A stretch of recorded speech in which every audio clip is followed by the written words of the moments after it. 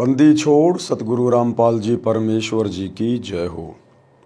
परमपिता परमात्मा सारी सृष्टि के रचनहार, कुल मालिक, असंख्य ब्रह्मांडों के स्वामी, जगत गुरु, तीनों लोकों में प्रवेश करके सबका भरण पोषण करने वाले राजाधिराज, आत्माधार, नाथों के नाथ, देवों के देव, महादेव, सर्वेश्वर, महेश्वर, मृत्युंजय, अजरो अमर, आदि अनादि सनातनी प्रभु, जगत पिता जगदीश्वर, श्री श्री 1008 की उपाधि के वास्तविक अधिकारी, अकाल मूरत सौद स्वरूपी राम वासुदेव, सर्वगतम ब्रह्म, परम पूज्य, प्रथम पूज्य, परम संत, परम पुरुष, परम धनी, परम दयालु, सत्य कबीर, हक्का कबीर, अल्लाह कबीर, अल्लाह अकबर, बाखबर, अल्लाह ताला, जगत के तारणहार, जगत के मुक्तिदाता, जगत के जगन्नाथ, हारे के सहारे, हिंदुओं के राम, मुसलमानों के अल्लाह, सिखों के वाहिगुरु, ईसाइयों के मसीह, दया के सागर दया निधि, करुणा के सागर करुणा निधि, स्वयंभू परिभू, संकट मोचन, कष्ट हरण, मंगल करण, दुख भंजन, अविगत कबीर, निर्विकार निर्विषम परमात्मा, अलय अलेख सतगुरु, आदि अनादि सतगुरु, असली मर्यादा पुरुषोत्तम, असली राम, असली कृष्ण, असली घनश्याम, असली मुरारी, राजाओं के राजा, महाराजाओं के महाराजा, शहंशाहों के शहंशाह, सम्राटों के सम्राट, भगवानों के भगवान, अल्लाहों के अल्लाह, प्रभुओं के प्रभु, मसीहों के मसीह, सच्चे वाहिगुरु, बाबाओं के बाबा, पीरों के पीर, सेठों के सेठ, जगत सेठ, सावड़सा सेठ, सर्वगुण संपन्न, अनंत कोटि कलाओं के स्वामी, अनंत कोटि ब्रह्मांडों के नायक, योगियों में महायोगी, ध्यानियों में महाध्यानी, सिद्धों में परम सिद्ध, ज्ञानियों में तत्व ज्ञानी, ब्रह्म ज्ञानी, महाज्ञानी, परम ज्ञानी, सर्वश्रेष्ठ ज्ञानी, विज्ञानी, युवा कबीर, समृत कबीर, असंवाद, अमित ओजा, सच्चे रहनुमा, करीम अल्लाह, सुभान अल्लाह, दुनिया के अंतिम पैगंबर, 8 सितंबर 1951 से गांव धनाना, जिला सोनीपत, हरियाणा, भारतवर्ष की पावन भूमि पे प्रकट रियल कल की भगवान श्री नारायण साकार हरि, श्री बाबा साहिब नूर अनंत परमात्मा, संत शिरोमणि सतगुरु रामपाल जी परमेश्वर जी के चरण कमल में साध संगति से जुड़े हुए देश विदेश से आप और हम सभी सत्सेवक भाई बहनों का अनंत कोटि दंडवत प्रणाम। सत्साई भाई और बहनों, दया परमपिता परमेश्वर जी की, सतगुरु रामपाल जी की, जिनके विशेष आशीर्वाद से, शुभ आशीर्वाद से, उन्हीं के कर कमल से लिखित पवित्र पुस्तक जीने की राह के ऊपर वीडियो बनाने की श्रृंखला जारी है। इसी श्रृंखला में आज हमारा ये 9वें नंबर का वीडियो है। प्रत्येक वीडियो में गुरुदेव भगवान के आशीर्वाद से जगत व भगत सभी भाई बहनों को भक्ति मार्ग से संबंधित बहुत ही अच्छी अच्छी बातें सीखने और समझने को मिल रही हैं। यदि आपने अभी तक जीने की राह पुस्तक के ऊपर बन रहे वीडियो शुरू से देखने शुरू नहीं किए हैं तो आप जिसे प्रार्थना करेंगे पार्ट नंबर 1 से देखना अवश्य शुरू करें, क्योंकि पार्ट नंबर 1 वीडियो की भूमिका होती है और भूमिका को अच्छे से समझे बिना आगे की वीडियो समझना थोड़ा मुश्किल होता है। तो भाई और बहनों, हमें पिछले वीडियो में किस प्रकार से गुरुदेव भगवान ने समझाया कि बच्चों को अपने वृद्ध माता पिता की किस प्रकार से सेवा करनी चाहिए, क्योंकि वे माता पिता बचपन में आप और हमारा किस प्रकार से जी जान लगाकर पालन पोषण करते हैं, हमारे को प्यार देते हैं। माता अपने बच्चों को सूखे वस्त्रों में सुलाती है, स्वयं उसके पेशाब से गीले हो चुके वस्त्रों में सोती है। पिता कैसे दिन रात एक करके मेहनत करके उसके भरण पोषण का, उसकी पढ़ाई लिखाई का खर्चा उठाता है। तो माता पिता की भी अपने बच्चों से एक आशा होती है, उम्मीद होती है कि जिस प्रकार बचपन में हम इस बच्चे की हर प्रकार से परवरिश कर रहे हैं, पालन पोषण कर रहे हैं, इसकी हर प्रकार की जो डिमांड है उसको पूरा कर रहे हैं, इसी प्रकार माता पिता की भी आशा होती है कि बुढ़ापे में हमारा पुत्र और पुत्र वधू इसी प्रकार से हमें प्यार प्रेम से बोले और हमारी हर संभव सेवा करने का प्रयास करें। और यदि माता पिता की आशाओं के विपरीत बेटा या बेटी या पुत्र वधू अपने माता पिता के या सास ससुर के साथ अच्छा व्यवहार नहीं करते हैं तो उनकी आत्मा दुखी होती है। और आत्मा आप चाहे किसी की भी दुखी कर दीजिए, चोट परमात्मा को पहुंचती है। तो वो बच्चे, वो पुत्र वधू, वो भी कभी अपने जीवन में सुखी नहीं रह सकते। इसलिए हमने हर संभव संतों के सत्संगों को सुनना चाहिए, क्योंकि सत्संग सुने बिना हमें आध्यात्मिक ज्ञान नहीं हो सकता। और आध्यात्मिक ज्ञान के बिना हमें अच्छे संस्कार नहीं मिल सकते, और अच्छे संस्कारों के बिना हम एक अच्छे माता पिता की, अच्छे बेटा बेटी की या अच्छी पुत्र वधू की भूमिका कभी भी नहीं निभा सकते। तो इसी प्रकार की कुछ कथाएं हैं जिनको पूज्य गुरुदेव जी ने आज इस पुस्तक में शामिल किया है कि किस प्रकार से एक राम भगत नाम के व्यक्ति की स्त्री गुजर जाती है, उसका निधन हो जाता है, और किस प्रकार वो अपने बच्चे का पालन पोषण करता है, अपने खेतों में भी काम करता है, दूसरी शादी भी नहीं करवाता है ये सोचकर कहीं मेरे बच्चे के साथ में कोई नाइंसाफ़ी ना हो जाए। अपने बच्चे की हर प्रकार की ज़रूरतों को पूरा करने का प्रयास करता है, और आगे चलकर जब राम भगत के बेटा और उसके पुत्र वधू उसके साथ अच्छा व्यवहार नहीं करते हैं तो किस प्रकार से उसकी आत्मा दुखी होती है। फिर किस प्रकार से राम भगत का एक रिश्तेदार उसके पास आता है जो पहले से सतगुरु रामपाल जी से उपदेशी था, रामनिवास नाम था। वो राम भगत को समझा बुझाकर सतगुरु रामपाल जी के सत्संग में लेकर जाता है, उसको उपदेश दिलवाता है, और धीरे धीरे राम भगत भी अपने परिवार को, अपने पोता पोतियों को, पुत्र वधू को सत्संग से जोड़ने का प्रयास करता है। और एक समय वो सफल हो जाता है अपनी पुत्र वधू को और अपने दोनों पोतों को सत्संग में ले जाकर। उसके बाद कैसे उस पुत्र वधू का जीवन बदल जाता है, कैसे उसके विचार बदल जाते हैं, और अब आगे की जानकारी हम पूज्य गुरुदेव जी के कर कमल से लिखित इस पुस्तक के माध्यम से प्राप्त करते हैं। पवित्र पुस्तक जीने की राह, पार्ट नंबर 9, पेज नंबर 65। पिता बच्चों की हर संभव गलती क्षमा कर देता है। परमात्मा कबीर जी ने कहा है कि पिता अपने पुत्र पुत्री के सर्व अपराध क्षमा कर देता है। अवगुण मेरे बाप जी बख्शो गरीब नवाज, जो मैं पूत कपूत हूं तो भी पिता को लाज। शब्दार्थ, परमात्मा सभी प्राणियों का पिता है। पिता में विशेषता होती है कि उसका बेटा बेटी अज्ञानता में गलती कर देते हैं और वे पिता से क्षमा याचना कर लेते हैं कि भविष्य में कभी गलती नहीं करेंगे, तो पिता उनको तुरंत क्षमा कर देता है। इसलिए भगत परमात्मा से विनय करता है कि हे दीनदयाल, आप तो सबके पिता हो, मेरे अवगुण अर्थात अपराध पिता होने के नाते क्षमा करना। मैं कपूत यानी निकम्मा पुत्र भी हूं तो भी आप पिता का कर्तव्य पालन करके क्षमा करना। पूज्य गुरुदेव हमें एक बहुत अच्छी शिक्षा दे रहे हैं कि आपने अपने गुरु को शब्द रूप में, परमात्मा के रूप में स्वीकार कर लेना चाहिए, क्योंकि परमात्मा के अलावा सतगुरु की भूमिका करके ये सतज्ञान, शास्त्रों के अनुसार ज्ञान इस पृथ्वी पर अन्य कोई प्रदान नहीं कर सकता है। और उसके बाद फिर हमारा भाव बदलेगा, हमारे सोच विचार बदलेंगे, हमें फिर इस रूप में मात्र एक गुरु दिखाई नहीं देगा, हमें परमात्मा दिखाई देगा, परमेश्वर दिखाई देगा। और उसके बाद भाई और बहनों, जब हम गुरु को परमात्मा मान लेते हैं तो भविष्य में हम कभी गलती नहीं करेंगे। फिर यदि फिर भी जाने अनजाने में कोई गलती हो जाती है, क्योंकि हम नादान हैं, हम बच्चे हैं, इस काल के द्वारा परेशान की गई आत्माएं हैं, तो गुरुदेव ने बताया यदि उसके बाद भी कोई छोटी मोटी गलती हो जाती है, कोशिश करो कि जानबूझ के गलती ना हो। यदि फिर भी कोई जाने अनजाने में ऐसा दबाव या प्रेशर से गलती हो जाती है, तो उसके बाद आपने अपने गुरुदेव भगवान से हृदय से क्षमा याचना मांगनी चाहिए। मालिक अंतर्यामी है, वो आत्मा का साथी है, वो सर्वा है, सर्वद्रष्टा है, अंतर्यामी है।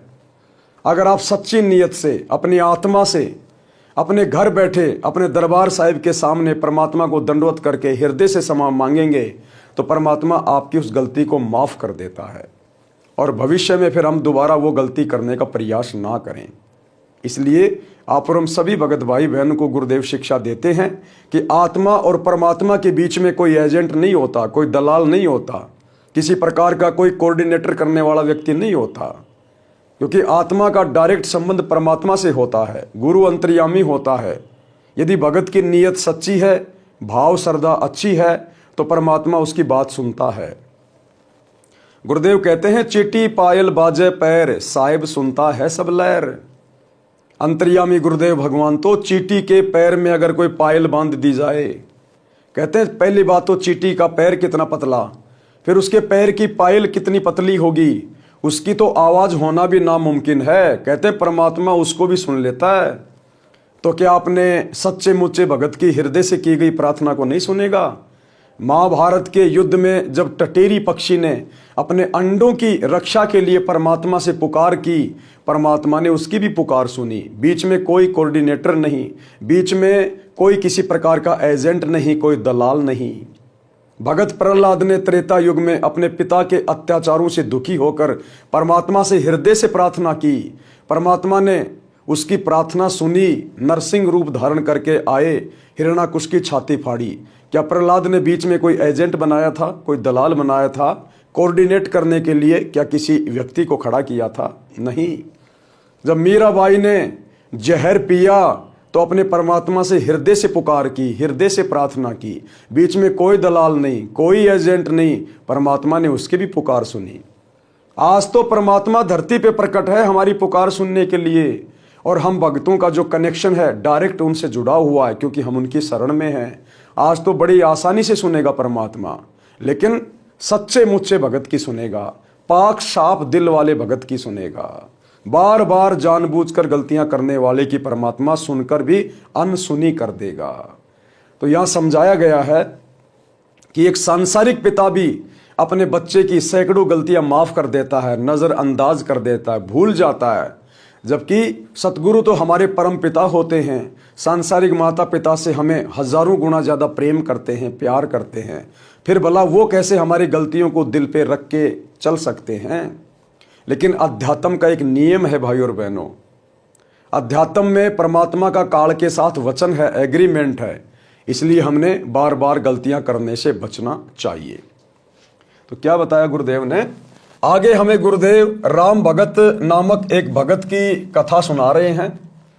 इस कथा के माध्यम से पता चलेगा कि संस्कार चाहे कितने ही बिगड़े हुए क्यों ना हो, आपका बेटा बेटी या पुत्र वधू कितने ही निकम्मे क्यों ना हो, यदि उनको सत्संग की राह पे चला दिया जाए तो सत्संग में जाने से, सतगुरु के वचन उनके कानों में पढ़ने से उनका हृदय परिवर्तित हो सकता है। आपका घर जो कलह कलेश का अड्डा बना हुआ है, आपका घर सुखी हो सकता है, स्वर्ग बन सकता है। तो परमात्मा राम भगत की कथा के माध्यम से हमें समझा रहे हैं। राम भगत की पत्नी का देहांत हो गया। उस समय उसका बेटा 3 वर्ष का था। उस व्यक्ति की रिश्तेदारी में एक घटना ऐसी घटी थी जिसने उसको झंझोर कर रख दिया। कथा इस प्रकार है। उसके मामा जी अपनी बहन यानी राम भगत की माताजी से लगभग 10 वर्ष बड़े थे। राम भगत के मामा जी थे जो राम भगत की माताजी से 10 साल बड़े थे। तो उनके जीवन में एक घटना घटी थी जिससे शिक्षा लेकर राम भगत ने दोबारा से शादी करने का विचार अपने दिलो दिमाग से त्याग दिया। मामा जी के 2 पुत्र थे। राम भगत की मामी जी का देहांत हो गया।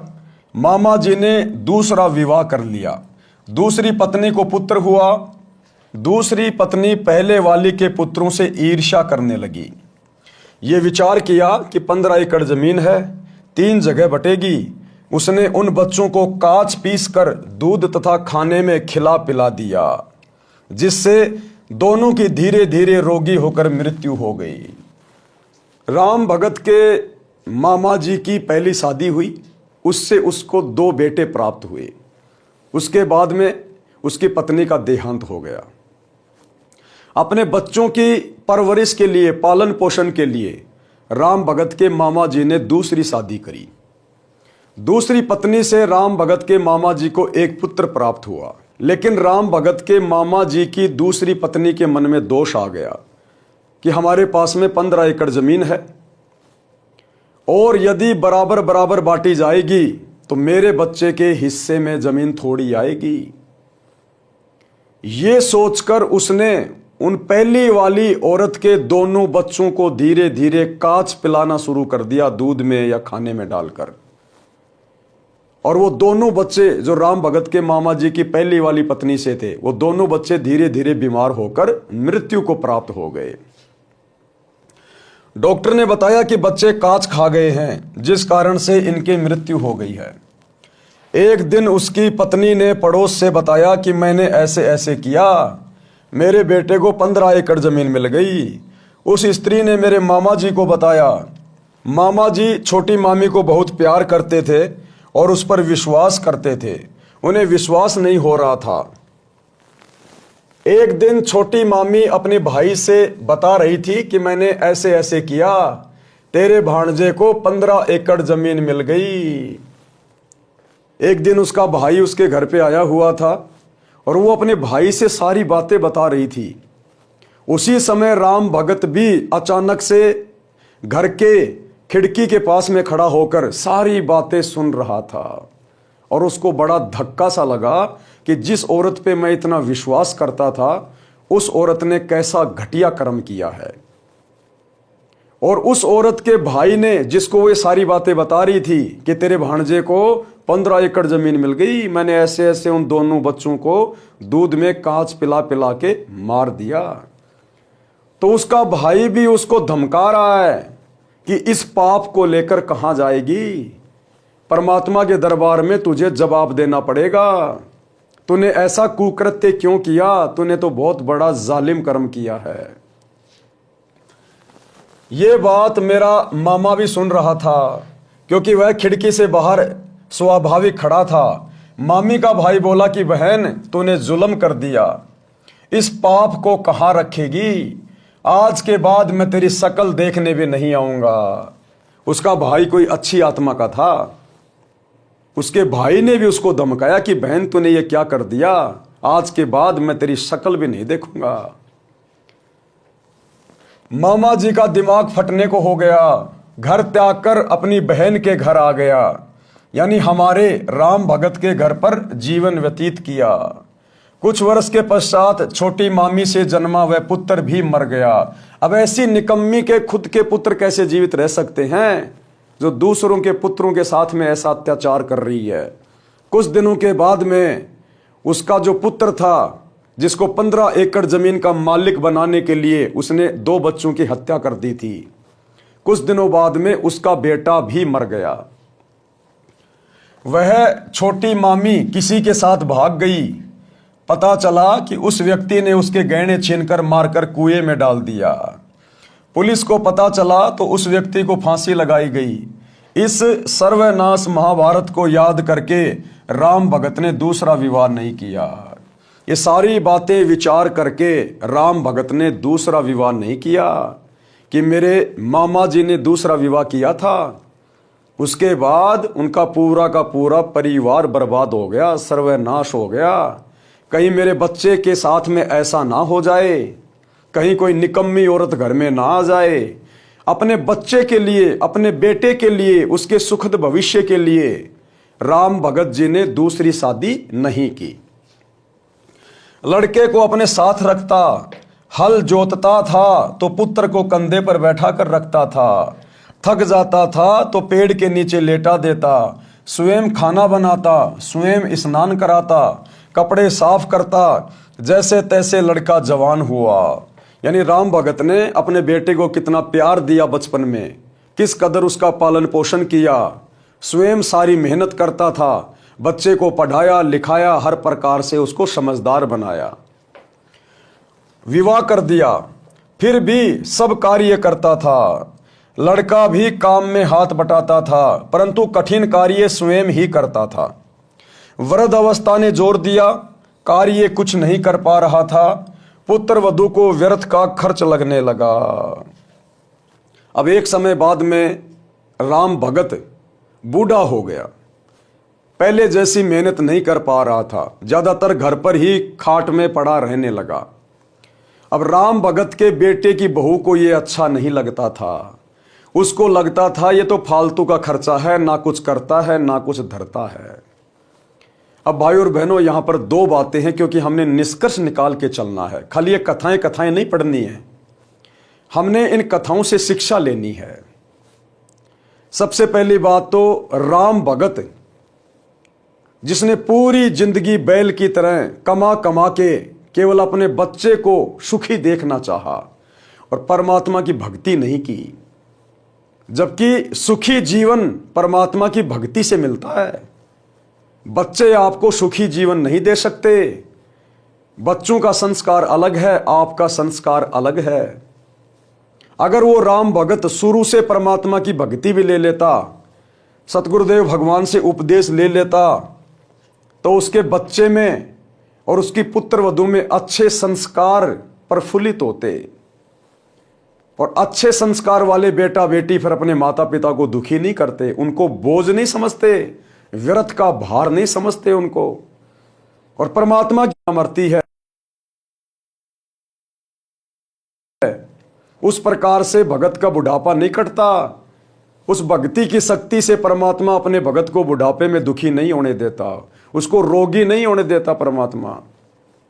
और भक्ति के कारण उसके बच्चों में भी परमात्मा दया भाव भर देता है। बच्चे भी प्यार और प्रेम से बातें करते हैं अपने भगत माता पिता के साथ।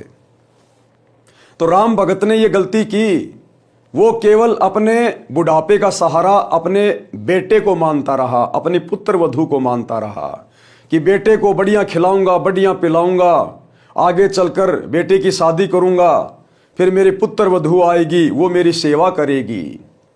लेकिन ये तो जीव की सोच है, जीव की सोच। जबकि आध्यात्मिक दृष्टि से गुरुदेव बताते हैं कि उस पुत्र वधू के संस्कार अलग होते हैं, बेटे के संस्कार अलग होते हैं। बचपन में तो बेटा माता पिता के अधीन होता है, इसलिए कुछ विशेष नहीं कह पाता। लेकिन जब बेटा जवान हो जाता है, उसके अपने संस्कार काम करने लगते हैं, वो तो उस समय पता चलेगा कि वो सपूत है या वो कपूत है, आपने चाहे कितनी परवरिश क्यों ना की है। अगर संस्कारों को बदला जा सकता है तो केवल परमात्मा की भक्ति से, सतगुरु की भक्ति से, अन्यथा पढ़ाई लिखाई से कभी संस्कार नहीं बदले जा सकते हैं, और ना ही पढ़ाई लिखाई से संस्कार बनाए जा सकते हैं। तो राम भगत को यह बहुत बड़ी गलती लगी थी कि बेटा आगे चल के मेरी सेवा करेगा। और जब बेटे की शादी हो गई, बेटे की बहू घर में आ गई, और जब बुढ़ापा आया तो वो बुढ़ापा उन दोनों को खटकने लगा, बेटे को और पुत्र वधू को। पुत्र वधू को व्यर्थ का खर्च लगने लगा, जिस कारण से अपने ससुर को रूखा सूखा बासी भोजन देने लगी। फिर पेट भर भोजन भी नहीं देती थी। लड़का पूछता था कि पिताजी सेवा ठीक हो रही है? पिताजी कहते कि बेटा कोई कसर नहीं है, बड़ी भाग्यवान बहू है। राम भगत एक अच्छे व्यक्ति की भूमिका निभा रहा था। ये अच्छे भगत की भूमिका हम सभी ने निभानी चाहिए। राम भगत जिस प्रकार से अपनी पुत्र वधू की बड़ाई कर रहा है अपने बेटे के आगे, उसकी कमियां नहीं बता रहा कि बेटा ये बहू तो मुझे सीधे मुंह बोलती भी नहीं है, मुझे तो पेट भर भोजन भी नहीं दे रही है, मेरे को तो ताजा भोजन खाए हुए कई दिन हो गए, रूखा सूखा बासी भोजन मुझे दे रही है। ये सारी बातें राम भगत ने नहीं बताई कि कहीं घर में झगड़ा ना हो जाए, मेरे बेटे को कोई टेंशन ना हो जाए। एक अच्छे पिता की भूमिका राम भगत निभा रहा था, और ये अच्छे पिता की भूमिका आगे चलकर राम भगत को कितना सुख देगी, ये भी हमें शिक्षा मिलेगी। मेरा विशेष ध्यान रखती है, ये बात बहू भी सुनती और अधिक परेशान करती कि मेरे पति को पता नहीं है। वृद्ध भी मेरी चाल से अपरिचित है। एक दिन लड़के ने देखा कि पिताजी को भोजन ठीक नहीं मिला, तो उसने पत्नी को कहा तो पाखंड करने लगी कि घर देखकर खाया जाता है, आपको घर की चिंता नहीं है, सारा घर मेरे से चल रहा है, मुझे पता है कि खर्च कैसे चलाना है। एक दिन वृद्ध को चक्कर आए और गिर गया, टांग टूट गई। राम भगत की टांग टूट गई कमजोरी के कारण, क्योंकि खाना भी भरपेट नहीं मिल पा रहा था।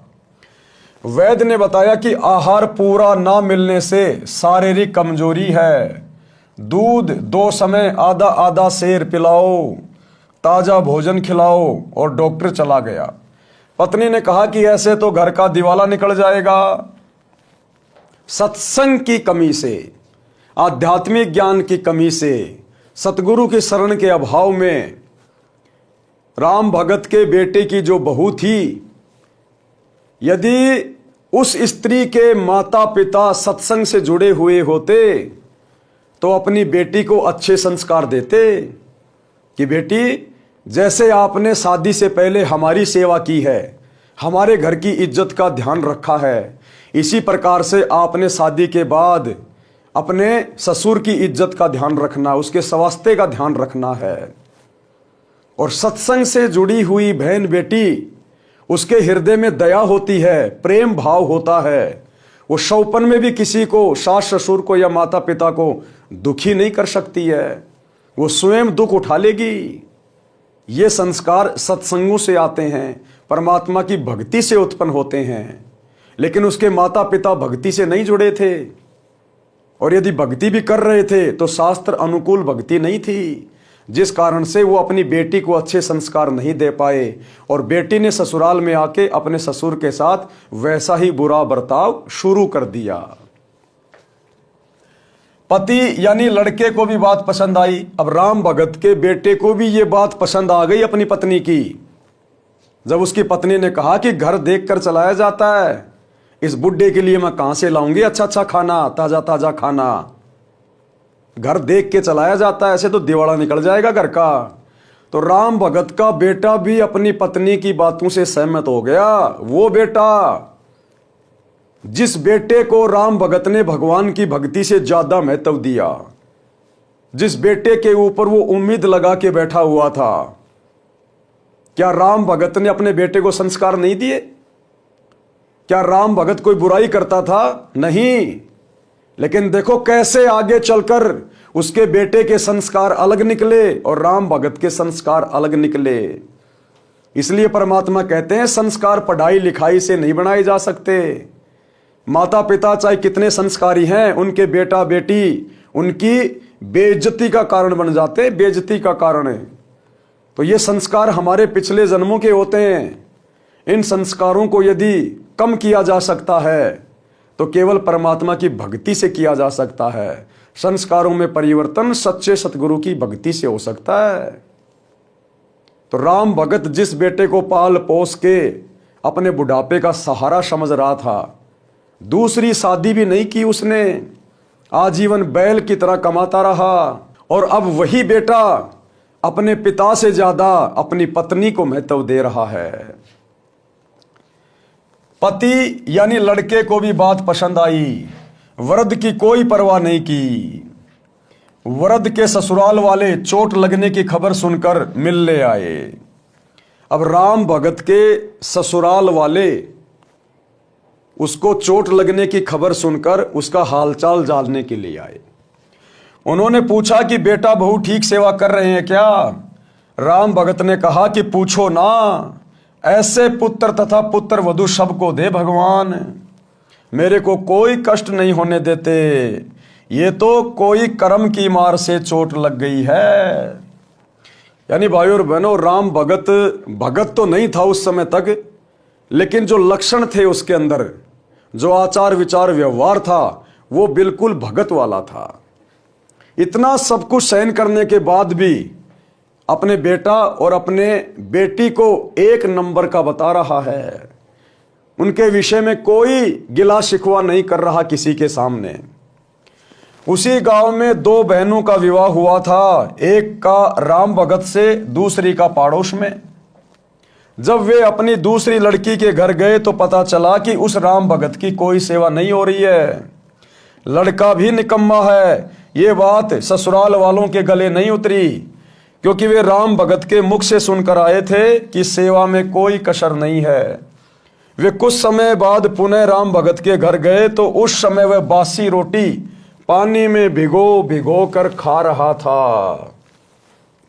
जब राम भगत के ससुराल वालों ने अपनी आंखों से देख लिया कि सूखी रोटी, बासी रोटी पानी में भिगो भिगो के खा रहा है, तब जाकर उनको यकीन हुआ कि इसके साथ में कैसा दुर्व्यवहार हो रहा है।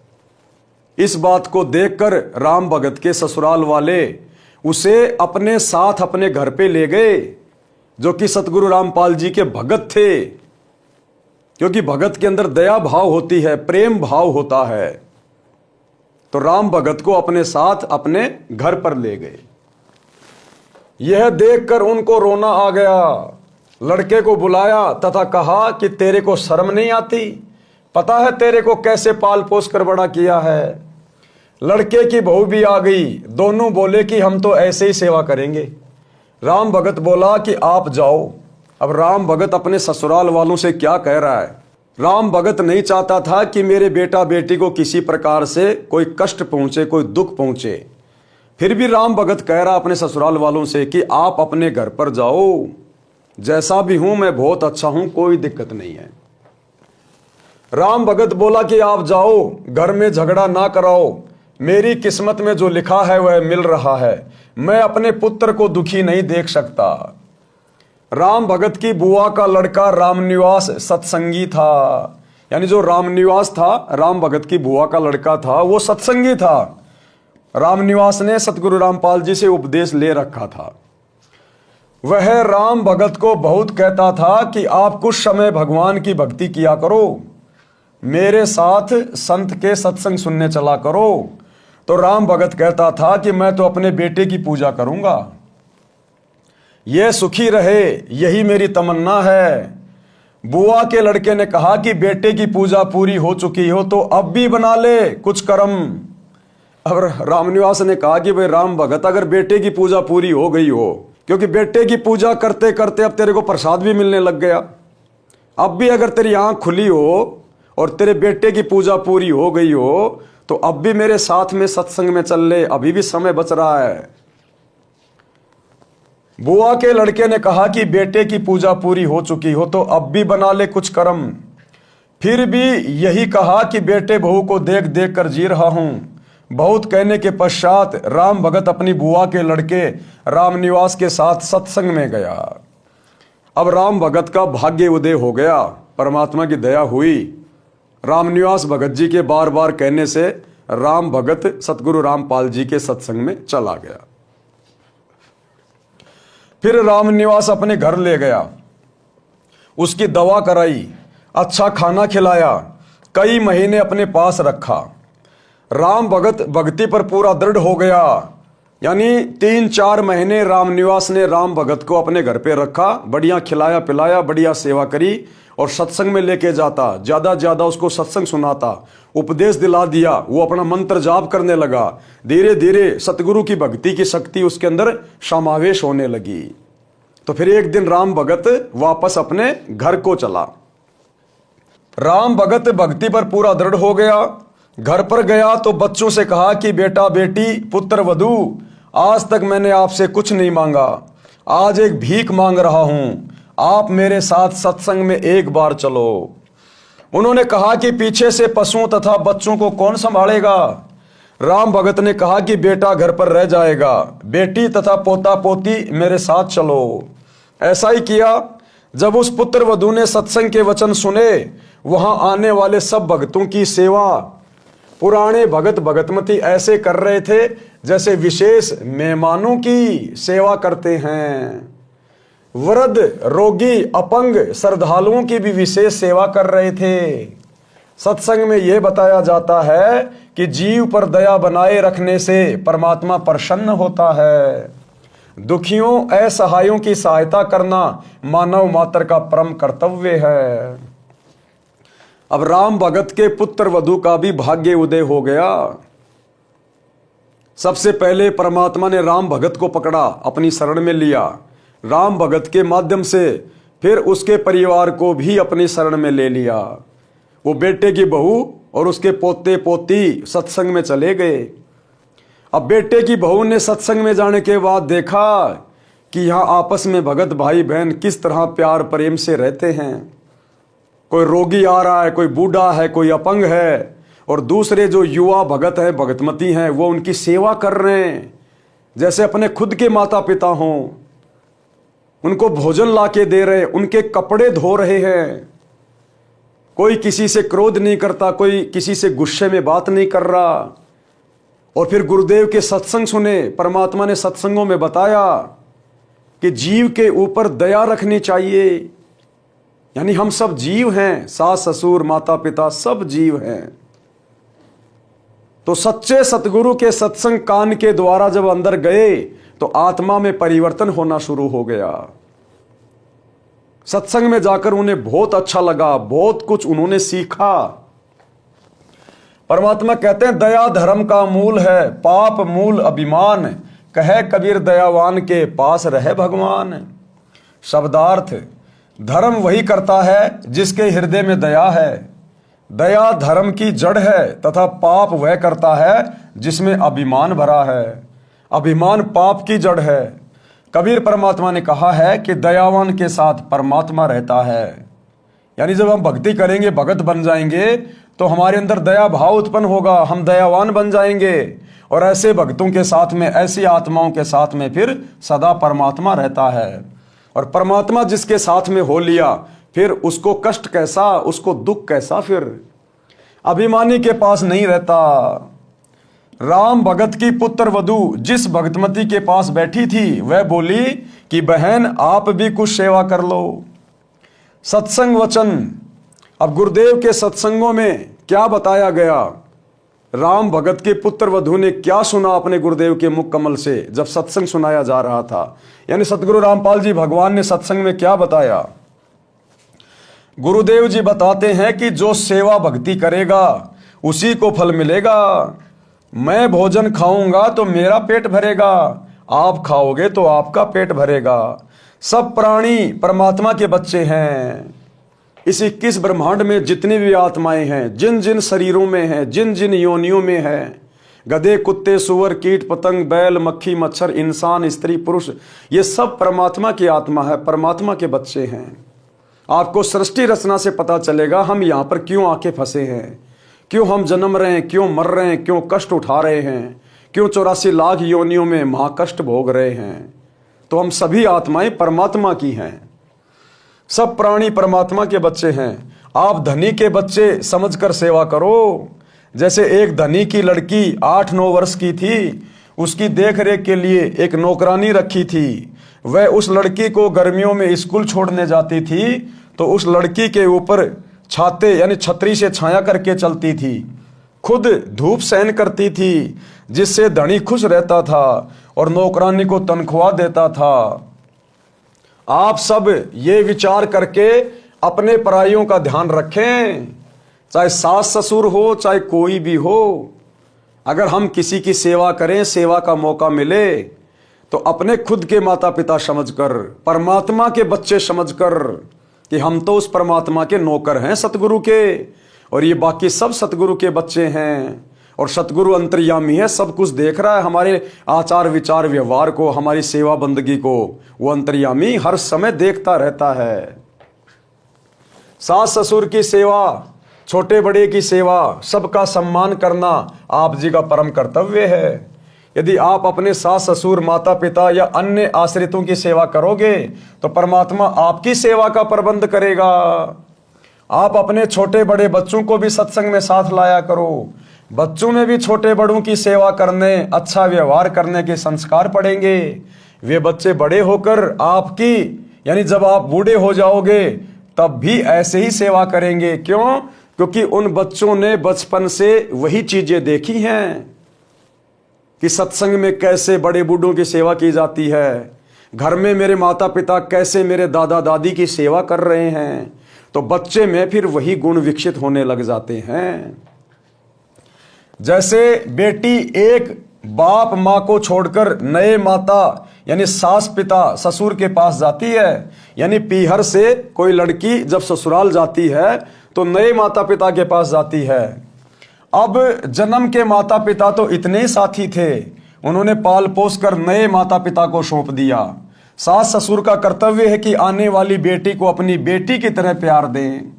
भेदभाव शौपन में भी नई बेटी वह अपनी जन्म की बेटी में ना करें, जो झगड़े की जड़ है। पुत्र वधू को चाहिए कि नए घर की परिस्थितियों के अनुसार अपने आप को ढाले, माँ के घर वाले बर्ताव को कम प्रयोग करे। यानी ससुराल में जाने के बाद पहले माता के घर में पीहर में हम जो मर्जी किया करते थे, छोटा मोटा लड़ाई झगड़ा कर लिया करते थे, किसी चीज के लिए जिद पकड़ के बैठ जाया करते थे। तो गुरुदेव कह रहे ससुराल में जाने के बाद अपने व्यवहार में भी बदलाव लाना चाहिए। अब पुत्र वधू का घर परिवार यही ससुराल है। शिक्षा कथा, अब गुरुदेव ने सत्संग में फिर ये क्या और शिक्षा दी, एक नई कथा बताई। यानी राम भगत की और उसके परिवार की जो कथा है वो तो चल ही रही है। जब राम भगत की पुत्र वधू वहां आई, उसने देखा, सेवा भाव देखा, और उसके बाद जब गुरुदेव सत्संग करने लगे तो सत्संग में गुरुदेव ने और किस कथा का जिक्र किया? शिक्षा कथा। एक पुत्र वधू अपनी सास को बहुत दुखी रखती थी। उसको फटे हुए मिट्टी के घड़े के टुकड़े यानी ठीकरे में भोजन खिलाती थी। एक पुत्र वधू थी, वो अपनी सास को बहुत ज्यादा दुखी करती थी। और जैसे मटका वगैरह फूट जाता है, पहले के समय में जब कोई मटका वगैरह फूट जाता था तो उसमें जो है कुत्तों को छाछ वगैरह रखा करते थे। तो वो पुत्र वधू अपनी सास को उस टूटे हुए ठीकरे में यानी उस मटके के फूटे हुए टुकड़े में खाना खिलाती थी, जैसे कुत्तों को खिलाते हैं।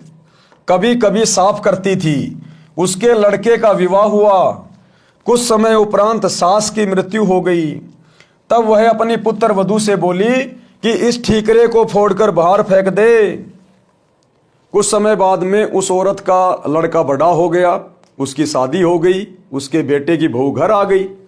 उधर से उसकी सासू मर गई, जिसके साथ वो अच्छा व्यवहार नहीं करती थी। जब सासू मर गई तो उस स्त्री ने अपने बेटे की बहू से कहा कि इस ठीकरे को बाहर जाके फोड़ दे। तो उस पुत्र वधू ने कहा कि फोड़ूंगी नहीं, मैं इसको बाहर जाके फोड़ूंगी नहीं, इसको तो मैं संभाल के रखूंगी। कल को तू भी तो बूढ़ी होगी, और जब तू बूढ़ी हो जाएगी तो तेरे को भी तो इसी ठीकरे में भोजन खिलाऊंगी। वो पुत्र वधू बहुत समझदार थी। वो सतगुरु रामपाल जी से उपदेश प्राप्त थी। वो ऐसा उसके साथ करना नहीं चाहती थी, लेकिन अपनी सास को शिक्षा देनी चाहती थी कि तूने कितना जुल्म किया है अपनी सास के साथ में। तो उसने कहा कि इसको फोड़ूंगी नहीं, कल को तू भी तो बुढ़िया होगी, तेरे को भी इसी ठीकरे में भोजन डाल के दिया करूंगी। तब वह अपनी पुत्र वधू से बोली कि इस ठीकरे को फोड़कर बाहर फेंक दो। वह पुत्र वधू बोली कि सास जी, आपको भी इसी ठीकरे में भोजन दिया करूंगी, आपने बड़े जुल्म उस बुढ़िया के साथ किए हैं। तब वह अपनी गलती को समझकर बहुत रोई।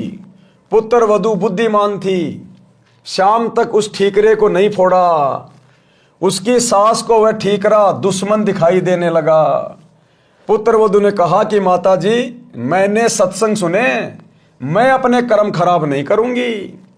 ये कहकर ठीकरा फोड़ दिया। पाप कर्म के कारण सास को कैंसर का रोग हो गया। सारा सारा दिन चिल्लाए, पुत्र वधू उसकी सेवा करे, कोई कसर नहीं छोड़ती थी, परंतु कहती थी कि सासू माँ, सेवा तो मैं दिलो जान से करूंगी, परंतु तेरे पाप को मैं नहीं बांट पाऊंगी, ये कष्ट तो आपको ही भोगना पड़ेगा। इन दिनों को याद रखकर, इन बातों को याद रखकर यदि हम सतगुरु की शरण प्राप्त करेंगे तो भाइयों और बहनों, हम ऐसी गलतियां कभी भविष्य में नहीं करेंगे। यदि आप ऐसी गलतियां नहीं करते हैं और आपने उपदेश भी नहीं ले रखा है, आपकी आत्मा बहुत अच्छी है, आपके अंदर दया है, लेकिन फिर भी भाइयों और बहनों, सत्संग के बिना, सच्चे सतगुरु की शरण के बिना हमारे भाग्य में आने वाले संकट नहीं कटेंगे।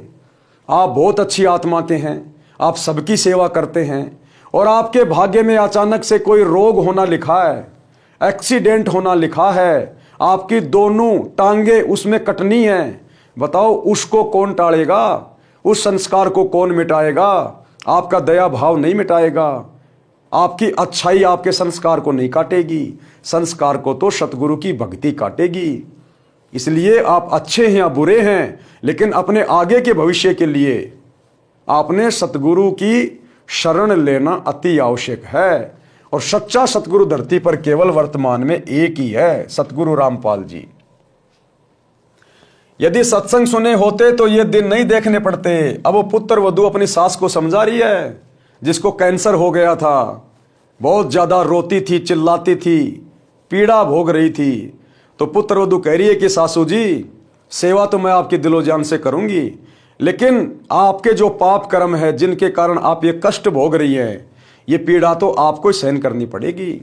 अगर समय रहते जाग जाती, संत के सत्संग में जाती, थोड़ी बहुत भक्ति करती तो अपनी सासू की भी सेवा करती डर के भगवान से कि आज इसकी सेवा मैं नहीं करूंगी तो कल को मेरी कौन करेगा, तो ये पाप कर्म करने से बच जाती। तो साथ में वो अपनी सासू को भी समझाती थी। यदि सत्संग सुने होते तो ये दिन नहीं देखने पड़ते। तब उस जालिम औरत ने कहा कि बेटी, मैं महापापणी हूं, क्या मेरा भी उद्धार हो सकता है? मैं भी दीक्षा लेना चाहती हूं। लड़की सत्संगी घर की थी, उसको पता था कि दीक्षा लेकर भक्ति करने से पाप कर्म नष्ट होते हैं। आप चाहे कितने ही घोर पापी हैं, आपने कितने जुल्म कर रखे हैं, यदि आप अंत में उनका प्रायश्चित करके और सच्चे सतगुरु की शरण में आ जाते हैं तो सतगुरु आपके उन पाप कर्मों को धीरे धीरे नष्ट करना शुरू कर देते हैं। उसको पता था कि दीक्षा लेकर भक्ति करने से पाप कर्म नष्ट होते हैं। जिनके अधिक पाप हैं, भक्ति करने से लाभ ही होगा, पाप कम ही होंगे तथा भविष्य में मानव जन्म भी मिल जाता है। यदि मर्यादा में रहकर अंतिम श्वास तक साधना करता रहे। सत्संग में गुरुदेव जी उदाहरण देकर समझाते हैं कि जैसे किसी का कपड़ा कम मैला है तो थोड़े प्रयास से ही निर्मल हो जाता है, यदि अधिक मैला है तो 2-3 बार साबुन पानी से धोने से निर्मल हो जाता है। जिसने अधिक मैला कर रखा है तथा अन्य दाग भी लगाए हैं तो ड्राई क्लीन से साफ हो जाता है।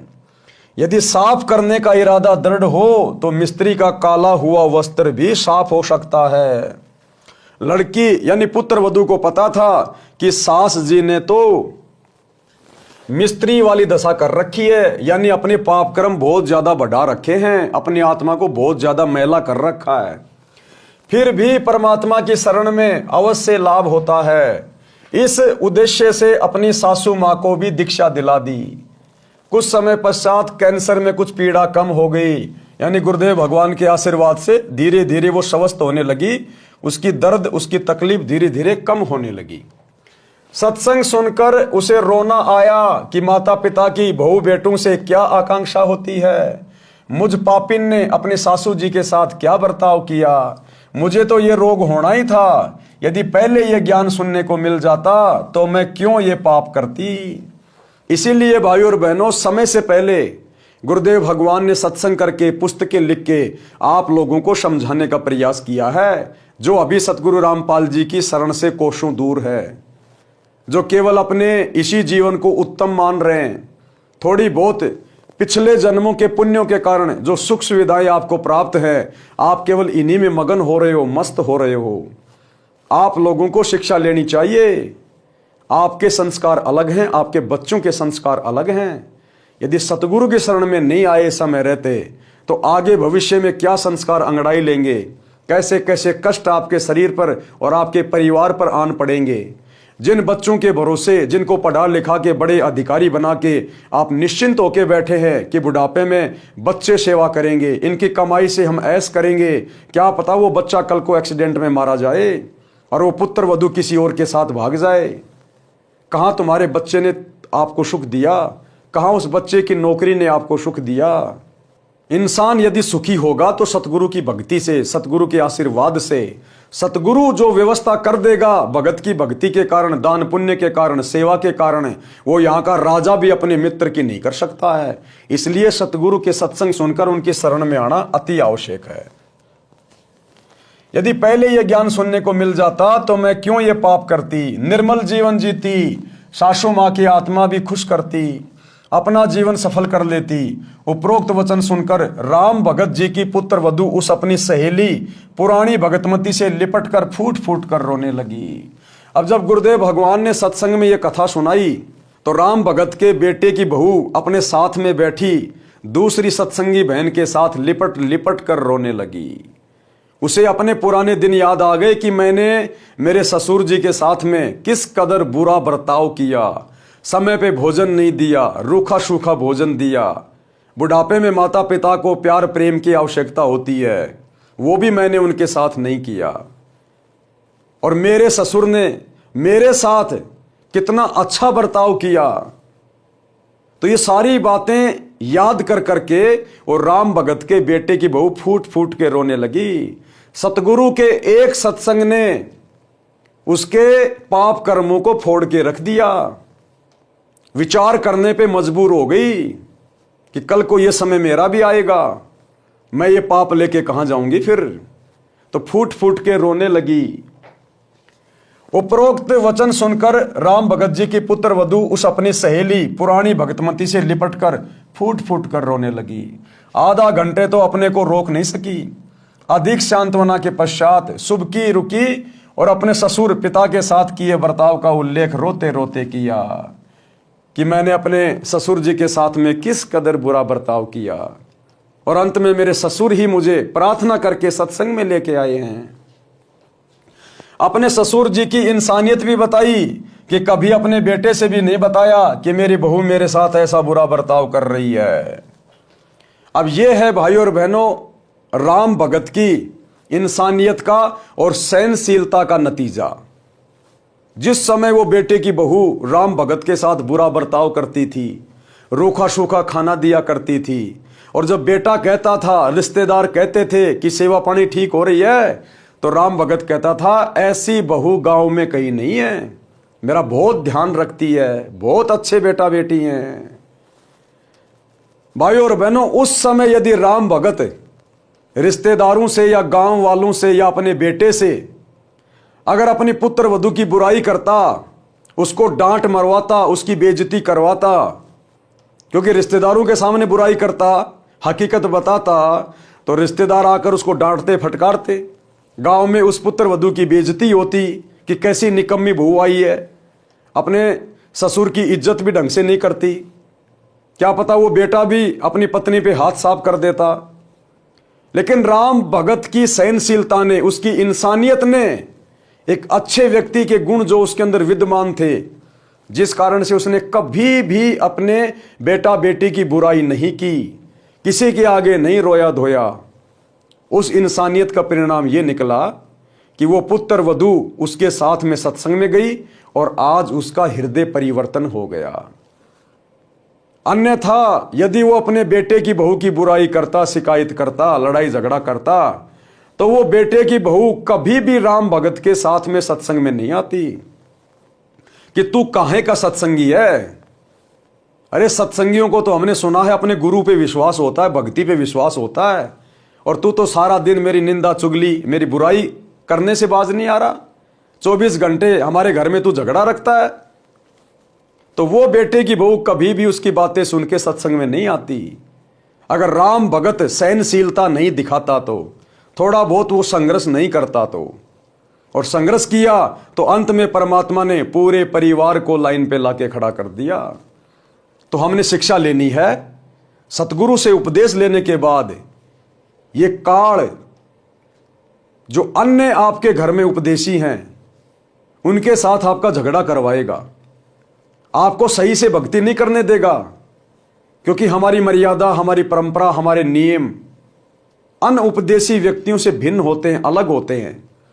वो हमें इतना जल्दी समझ नहीं पाते और हम उनके चक्कर में आके मर्यादा तोड़ नहीं सकते, तो परस्पर थोड़ा बहुत विरोध बन जाता है।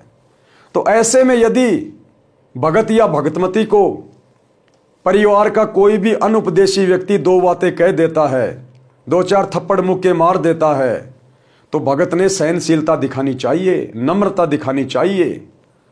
अगर उसके साथ में वैसे लड़ाई झगड़ा करने लग गए, थप्पड़ का जवाब थप्पड़ से देने लग गए, गाली का जवाब गाली से देने लग गए, तो उस व्यक्ति का हृदय परिवर्तन कभी भी नहीं होगा, कभी भी, आपसे तो विशेषकर नहीं होगा।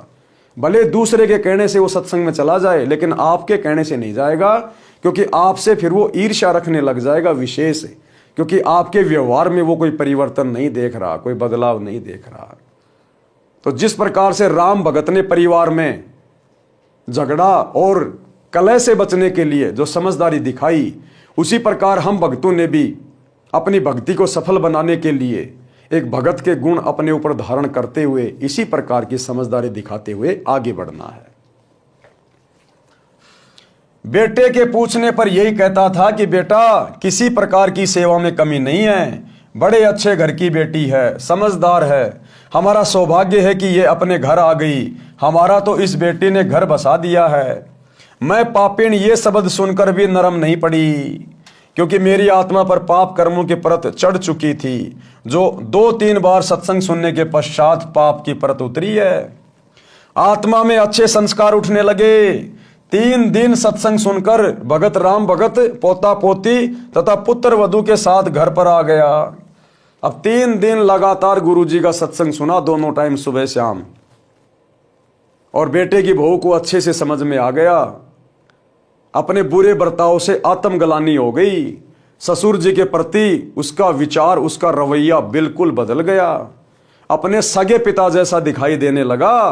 कैसे? सत्संग के कारण, सतगुरु की शरण के कारण, सतगुरु की भक्ति के कारण। क्योंकि संस्कार सतगुरु बनाता है और ये काल हमारे संस्कारों को सत्संग के भाव से बिगाड़ता है। तो राम भगत जी 3 दिन तक सत्संग सुनकर सपरिवार अपने घर वापस आ जाते हैं।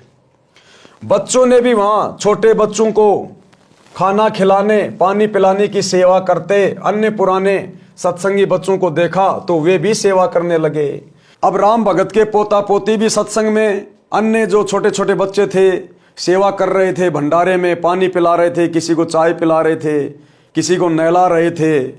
तो वो छोटे छोटे बच्चे भी वही सेवा करने लगे वहां पर। उनको भी बड़ा आनंद आने लगा दूसरों की सेवा करने में।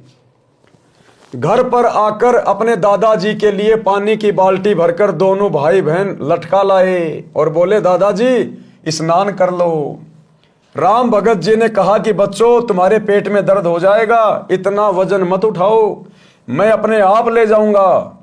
बच्चे बोले कि दादाजी, सत्संग में गुरुजी ने बताया था कि सेवा करने से लाभ ही लाभ मिलता है, कोई कष्ट नहीं होता। अगर पेट में दर्द भी हो गया तो सेवा के कारण गुरुजी ठीक कर देंगे। हम रोटी खाएंगे तो हमारा पेट भरेगा, हम सेवा करेंगे तो हमें पुण्य मिलेगा। बच्चों में भी इतनी जल्दी संस्कार उत्पन्न हो गए।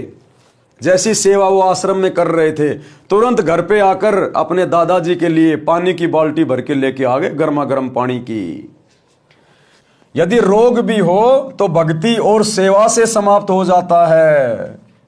वहां आश्रम में अनेकों माई भगत बता रहे थे कि हम बीमार रहते थे, नाम लेने के पश्चात जैसी सेवा कर सके करने लगे। हम स्वस्थ हो गए।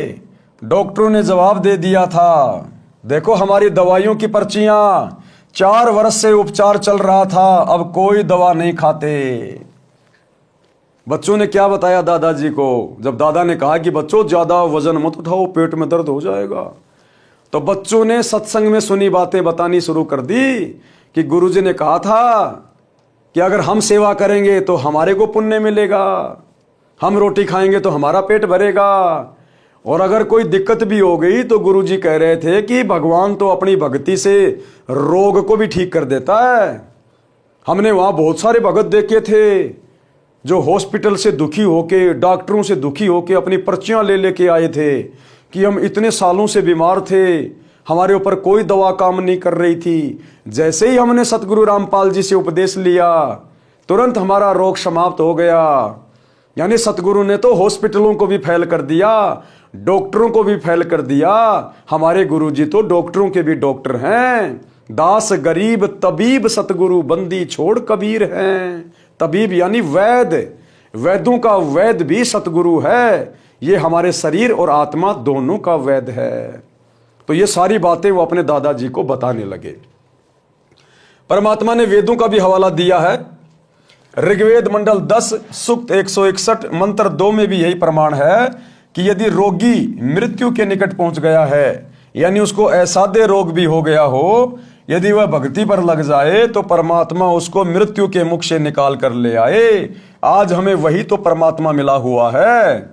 और इस परमात्मा को किसी का रोग ठीक करने के लिए हॉस्पिटल की जरूरत नहीं है, डॉक्टरों की जरूरत नहीं है, मेडिसिन की जरूरत नहीं है। ये परमात्मा समर्थ है अपनी भक्ति की शक्ति से, अपने आशीर्वाद से। सतगुरु जो चावे सो कर ही, 14 कोटि दूत यम डर ही, ऊत भूत जम त्रास निवारे, चित्रगुप्त के कागज फाड़े।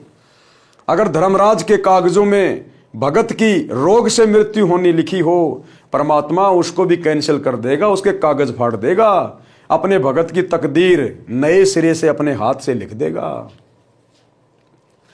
उसे स्वस्थ करके 100% यानी पूरी आयु जीवन देता है। लेखक, ये लेखक शब्द क्यों लिखा है पता है लास्ट में? कि ऋग्वेद मंडल में जिस प्रकार से परमात्मा के गुण लिखे हैं ना, आज इस पुस्तक का लेखक है उन समस्त गुणों युक्त, यानी आज लेखक स्वयं धरती पर सतगुरु रूप में आपको उपलब्ध है, प्राप्त है। ये ऋग्वेद में इसी सतगुरु के विषय में लिखा हुआ है। जब सतगुरु कबीर जी धरती पर प्रकट होते हैं संत रूप में, तब वो ऐसे चमत्कार करते हैं। और निसंदेह सतगुरु रामपाल जी की शरण में आने के बाद हजारों नहीं लाखों की संख्या में आपको ऐसे भगत भाई बहन मिलेंगे जिनको देश के बड़े बड़े hospital, PGI, AIIMS, Apollo, Safdarjung, इन्होंने मना कर दिया था कि अब आगे आपका जीवन शेष नहीं है, घर जाइए। घर वालों को कह दिया था 2-3 महीने सेवा कीजिए, इससे ज्यादा जीवन नहीं है। और जैसे सतगुरु की शरण में आए, उपदेश लिया, भक्ति शुरू की, आज वो घोड़े की तरह दौड़ रहे हैं। ऋग्वेद में लिखा है परमात्मा अपने भगत को यदि वो मृत्यु के निकट भी पहुंच चुका है, धर्मराज के दरबार में भी यदि यम के दूत उसको ले गए हैं, परमात्मा वहां से भी अपने भगत को छुड़वा कर 100 वर्ष की आयु प्रदान कर देता है भक्ति के लिए।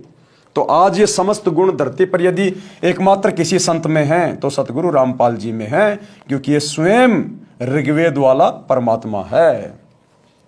इसलिए गुरुदेव ने यहां पर लास्ट में लेखक लिखा है कि ये सारे गुण लेखक कौन है? हमारे गुरुदेव लेखक में उपलब्ध है। इतनी देर में पुत्र वधू आई।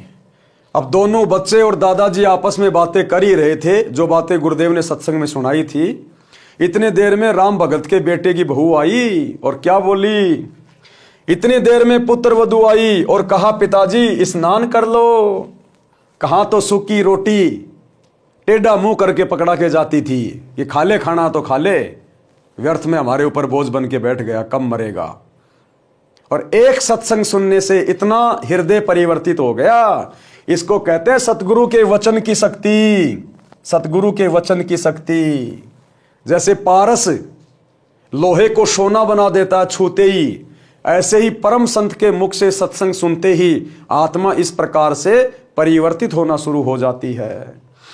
इतनी देर में पुत्र वधू आई और कहा पिताजी स्नान कर लो, धोती यही छोड़ देना, मैं आप साफ कर दूंगी। राम भगत जी ने कहा कि बेटी आपको घर का बहुत कार्य करना होता है, खाना बनाना, पानी लाना, पशु संभालना है, मैं आप धो लूंगा। मेरी टांग भी अब ठीक हो गई है, बस थोड़ा सा लंग रहता है। राम भगत स्नान करके धोती बदलकर धोती धोने लगा। उसी समय बच्चों ने आकर धोती छीन ली और लेकर अंदर भाग गए और अपनी माता जी को दे दी। फिर कुर्ता भी ले गए, दूसरा कुर्ता लाकर दे दिया। लड़का खेत से पशुओं का चारा लेकर आया और पहले की तरह पिताजी को देखा और बिना बोले आगे घर में चला गया। अब बेटे की तो वही पहले वाली आदत। अब बेटे को क्या पता कि तेरी औरत सत्संग सुन के बदल चुकी है। उसके संस्कार सतगुरु ने परिवर्तित कर दिए। उसकी आत्मा में अब दया भाव भर दिया सतगुरु ने। अब वो पहले वाली नहीं रही। लेकिन बेटा तो अभी भी पहले वाला ही था। बेटा घर खेत से आया, अपने पिताजी को देखा और देख के अंदर की ओर चला गया। उसने देखा कि पत्नी निर्मला हलवा बना रही थी। अब ये पॉइंट भाई और बहनों आप और हमारे लिए, हम जितने भी सतगुरु रामपाल जी परमेश्वर जी के फॉलोवर हैं, भगत हैं, ये आप और हमारे लिए है। सतगुरु यानी स्वयं परमात्मा, परमेश्वर, अल्लाहू अकबर, धरती पर यह सतज्ञान इनके अलावा और कोई नहीं दे सकता। काल के साथ में टक्कर धरती पर और कोई आचार्य शंकराचार्य नहीं ले सकता। इसलिए सतगुरु स्वयं परमात्मा होता है। और गीता अध्याय 3 श्लोक 13 में लिखा है कि परमात्मा को भोग लगाए बिना जो व्यक्ति अन्न पकाते हैं, अन्न खाते हैं, वो तो समझो पाप खा रहे हैं, पाप। तो ये पूरी दुनिया जो सतगुरु रामपाल जी की शरण से दूर है, चाहे देश का प्रधानमंत्री हो, चाहे अमेरिका का राष्ट्रपति हो, चाहे बहुत बड़ा कोई धनाढ्य व्यक्ति हो, ये पूरी दुनिया रोजाना चाहे 56 प्रकार के भोग खा रही हो बड़े बड़े 5 स्टार होटल में, ये सब लोग पाप खा रहे हैं, पाप का भोजन खा रहे हैं। क्योंकि इनको पता नहीं है कि परमात्मा कौन है, कैसे भोग लगाया जाता है। और कैसे परमात्मा को भोग लगने के बाद वो भोजन पाप नाशक बन जाता है। तो पूरी दुनिया तो वैसे पाप खा रही है जो सतगुरु रामपाल जी की शरण में नहीं है। अब जितने भगत भाई बहन सतगुरु रामपाल जी की शरण में हैं, उनमें से केवल चंद भाई बहन हैं जो अपने गुरु को परमात्मा मानते हैं, परमेश्वर मानते हैं, अपना इष्ट मानते हैं। वो हैं सात संगति से जुड़े हुए सत्सेवक भाई बहन। बाकी सतलोक आश्रमों से जुड़े हुए 90% भाई बहन आज भी इस ज्ञान को अच्छे से ना समझ पाने के कारण, अपने कमजोर संस्कारों के कारण अपने गुरुजी में परमात्मा नहीं देख रहे हैं, जिस कारण से वे आत्माएं भी अपने अपने घरों पर अपने गुरुदेव भगवान को भोग लगाकर भोजन प्रसाद ग्रहण नहीं करते हैं, केवल एक छोटी सी अन्नदेव की आरती कर देते हैं। लेकिन यहां परमात्मा को भोग लगाने की बात हो रही है। और भोग लगाने की विधि क्या है अपने गुरुदेव को? हमें जो 3 समय की आरती की पुस्तक मिलती है, नित्य नियम पुस्तिका, उसमें संध्या आरती के बाद में लिखा हुआ भोग लगाने की विधि। आज लग्या साहेब को भोग दीन के टुकड़े पानी का, मोकू कहां ढूंढे रे बंदे मैं तो तेरे पास में। इस प्रकार की एक आरती है, कुल मिला के 40 या 42 मिनट के आसपास की। तो इस विधि से यदि वर्तमान में पूरे विश्व में सतगुरु रूप में आए हुए परमात्मा को पहचान कर, अपने अपने घरों को आश्रम बनाकर, ज्ञान को आधार बनाकर, गुरु को इष्ट मानकर यदि कोई भोग लगा रहा है तो केवल सत्सेवक भाई बहन है। हम दोनों समय गुरुदेव को भंडारे का भोग लगाते हैं। सुबह सतगुरुदेव के लिए नाश्ता तैयार किया जाता है और भंडारे के दोनों समय हलवा राम बनाया जाता है। थोड़ा सा, जिसको जितने भी परिवार में उपदेशी हैं या अनुपदेशी हैं, एक एक चम्मच हलवा प्रसाद ले सके। आधा कटोरी, 1 कटोरी हलवा दोनों समय बनता है। तो यह है विधि कंप्लीट। जब आपको परमात्मा की पहचान हो जाए, उसके बाद आप जी खाली अन्नदेव की आरती के साथ में भोग लगा के भोजन नहीं कर सकते। फिर तो आप अपने गुरु को परमात्मा मानकर गीता अध्याय 3 श्लोक 13 के अनुसार भोग की आरती के साथ भोग लगा के भोजन ग्रहण करेंगे। उससे पहले आप जी भोजन खा ही नहीं सकते, क्योंकि अब आपको विधि का पता चल गया कि हमने तो अपने पापकर्म कटवाने, और सतगुरु को परमात्मा मानकर भोग लगाकर भोजन खाने से हमारे पापकर्म कटेंगे। और भोग लगाने की आरती क्या है, विधि क्या है, वो नित्य नियम की पुस्तिका में लिखी हुई है। संध्या आरती के बाद, अन्नदेव की छोटी बड़ी आरती के बाद भोग लगाने की विधि। तो सभी सत्सेवक भाई बहन जो सात संगति से जुड़े हैं, वे प्रतिदिन अपने गुरुदेव भगवान को भोग लगाते हैं। सप्ताह में 1 बार तो बड़ी भोग की आरती के साथ, और बाकी दिन छोटी भोग की आरती के साथ। छोटी भोग की आरती क्या है? सभी सत्सेवक भाई बहनों के घरों में परमात्मा का बेड लगा हुआ है, गुरुदेव का आसन लगा हुआ है, गुरुदेव की चौकी लगाई जाती है। घर में जो भी भंडारा बनता है वो सबसे पहले सतगुरुदेव जी को अर्पित किया जाता है एक थाल में। और गुरुदेव भगवान को जो हम भोग लगाएंगे केवल देसी घी से बना हुआ होना चाहिए। गाय या भैंस के देसी घी से, डालडा या वनस्पति घी का प्रयोग नहीं होता। हम भाई बहन तेल में बनी सब्जी खा सकते हैं, लेकिन अपने सतगुरु को तेल से बनी हुई सब्जी का भोग नहीं लगा सकते। डालडा या वनस्पति घी तो हम भक्तों ने भी नहीं यूज करना, क्योंकि इसमें जानवरों की चर्बी आती है। ना हमने डालडा और वनस्पति घी को जब हम जोत जलाते हैं, हवन करते हैं, उसमें भी प्रयोग नहीं करना। हवन में केवल गाय या भैंस का देसी घी, वो चाहे आप किसी डेयरी से लाओ चाहे किसी गांव से लाओ। और सतगुरु के लिए जो भोजन बनेगा, भले 4 चपाती और 1 कटोरी सब्जी की जो आप बनाएंगे, भले 1 चम्मच देसी घी से बनाओ, लेकिन सतगुरु का भंडारा जो भी बनेगा देसी घी से ही बनेगा। डालडा का प्रयोग नहीं होगा, तेल का प्रयोग नहीं होगा बिल्कुल भी।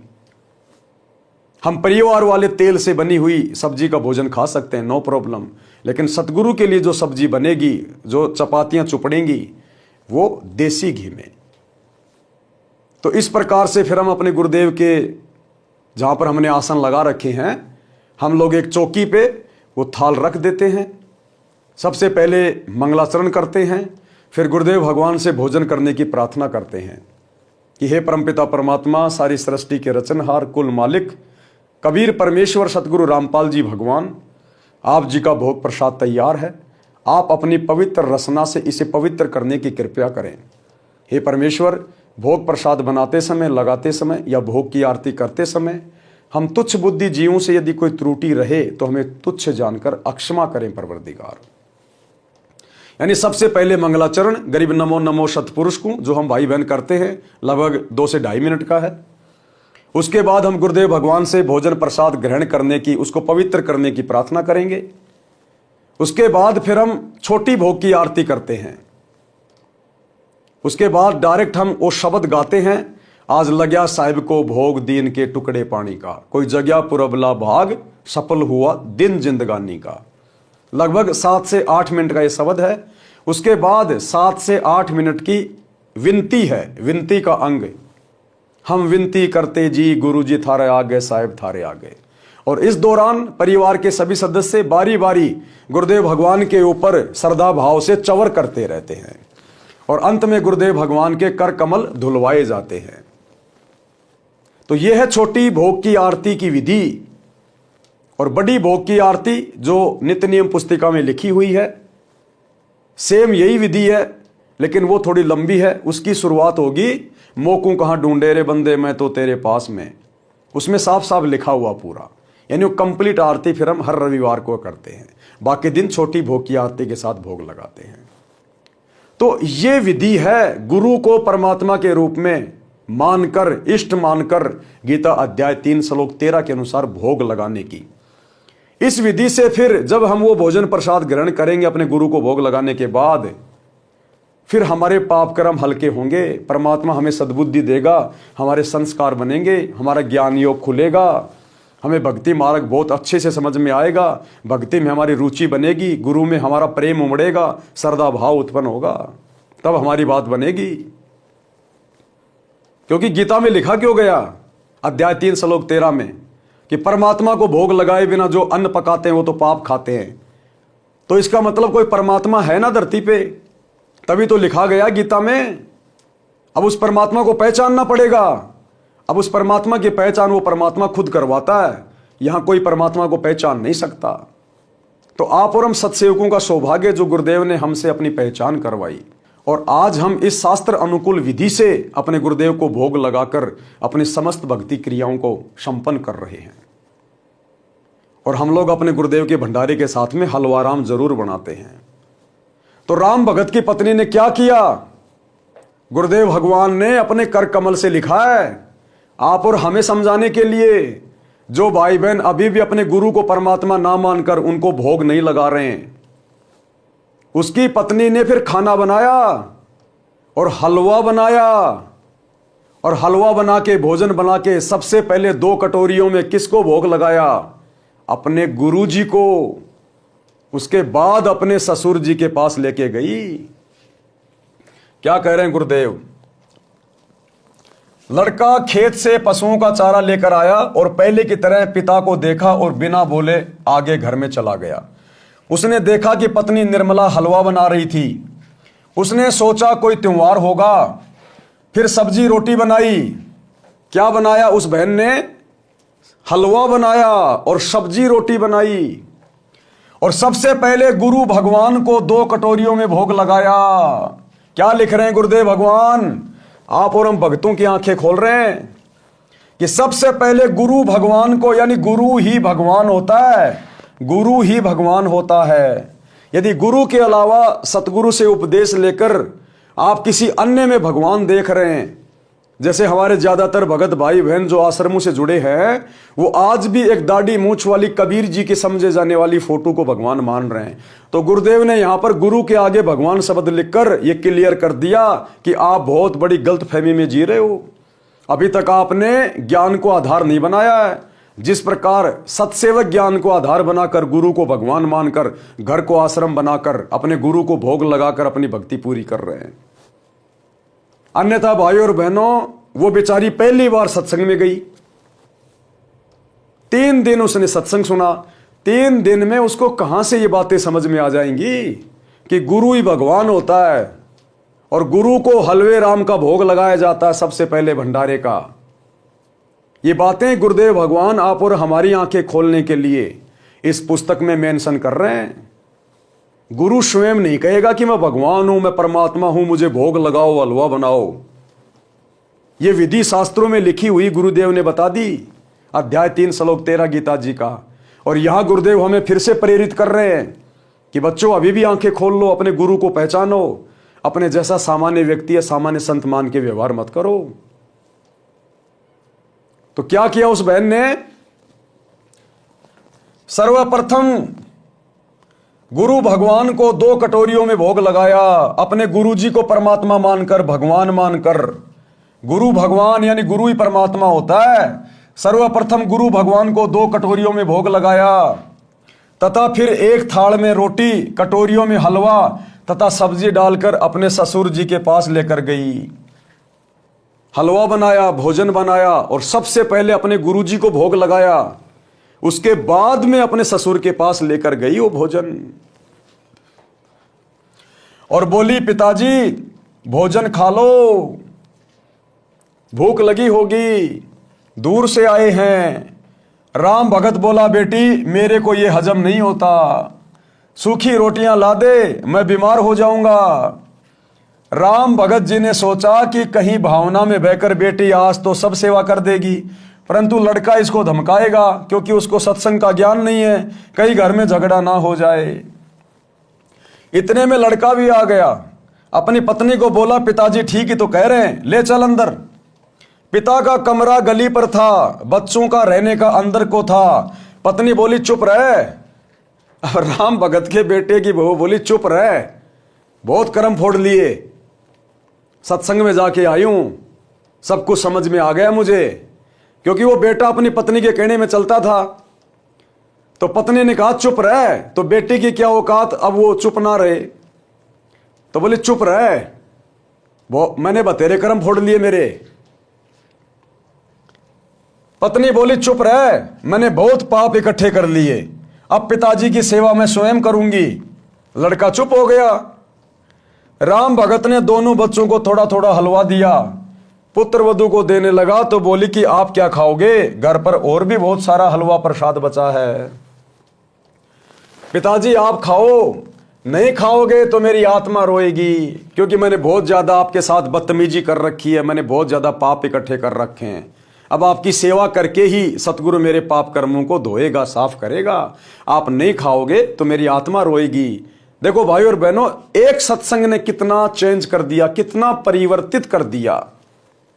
अन्यथा राम भगत के ऊपर क्या बीत रही थी, और अंत में वो बेटे की बहू, अंत में फिर उसका क्या हसर होता। ऐसे ही वो बीमार होती, खटिया में पड़ी होती, और उसके घर में भी फिर ऐसी बेटे की बहू आती, तो दुर्गति होनी थी उसकी, दुर्गति। अंत में परमात्मा ने पूरे परिवार को बचा लिया, पूरे परिवार को संभाल लिया। आगे चलकर बेटे ने भी नाम दीक्षा ले ली, पूरा परिवार ऋषि परिवार बन गया, सुरग बन गया, सुरग। जो सतगुरु अपनी सत भक्ति से, अपने आशीर्वाद से ऐसे उजड़े हुए परिवारों को सुखी कर दे, धरती पर सुरग बना दे, तो क्या उस सतगुरु के सतलोक में अखंड सुख नहीं होंगे?